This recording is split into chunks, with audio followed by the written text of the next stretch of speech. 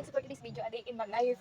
Mas naiwan sa bahay or wait ako. Mas naiwan sa bahay. Or kung ano gagawin natin? Sa bahay niya ako. Let's go! So, for today's video guys, yung ginagawa ko naglinis-linis, punas-punasan, kahit saan. Kasi guys, halika bukas hindi kami nagkatrabaho dito. Kaya guys, punas-punasan ako dyan habang wala pa akong pasok. Kaya punasan lahat manubuni. Lahat na matutumi katulad mo ISP, katulad ng mga bagay-bagay na hindi naman na napupunasan. Dapat malinis lahat ng bahay. Kasi kapag may dumating na bisita, malinis. Tsaka guys, galin din natin malinis lahat.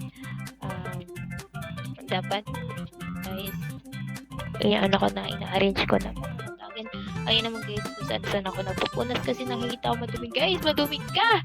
Charot lang. Ayan na guys, ayusin ko na yung nasa pintuan at pupunasan ko muna guys dyan yung pintuan kasi guys madumi. So let's go. So for today's video guys, maglilinis naman ako ng kwarto ko kasi ang dumi. Kita nyo naman, ang dami kong tinitipig. Ayan, dami-dami kong tinitipig kasi ang dami ko nilabahan guys. So for today's video guys, nagtutupi ako ng damit ko guys and nilalagay ko sa tamang lagayan yung mga pantalon, isinihiwalay ko din yung mga panty, yung mga bra at mga short na gagamitin ko guys. Kaya yan guys, nag-timelapse ako dyan kasi nga ang dami ko gawin. So ayan na guys, naayos ko na yung mga dapat ayusin. Dapat lang guys kasi kapag isa lang kayo sa bahay, dapat guys all of them are ayos-ayos. Yung pati yung cabinet guys, pati yung karton, lahat yan guys inaayos ko kasi para naman maayos kapag kukuha ka, diba? And mga ilang days na naman dyan guys, wasak na naman yan. Kita ko gumagamit sa ayun guys, malapit na ako dyan matapos.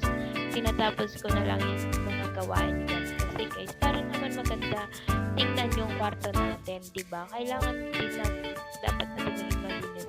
So ayun na guys, ang bilis-bilis ko dyan kasi yun naman yung kama naman guys, naayos ko.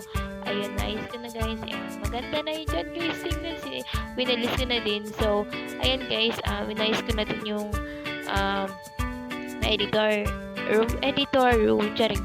So, ayun na guys. Malapit na ako dyan. Inaalis ko na lang yung mga dumi-dumi dyan. Yung mga hindi na dapat na kailangan. Kailangan na dapat natin alisin sa buhay natin. Ay, sa yung mga bagay-bagay na wala naman na pakinabang, diba? So, ayun na guys. Yan yung mga dumi na naiwan kaya inayos ko na lang ulit yung mga kailangan pa pero hindi na kailangan, huwag nyo nang hanapin, tapon nyo na kagaya ng basura na kailangan itapon.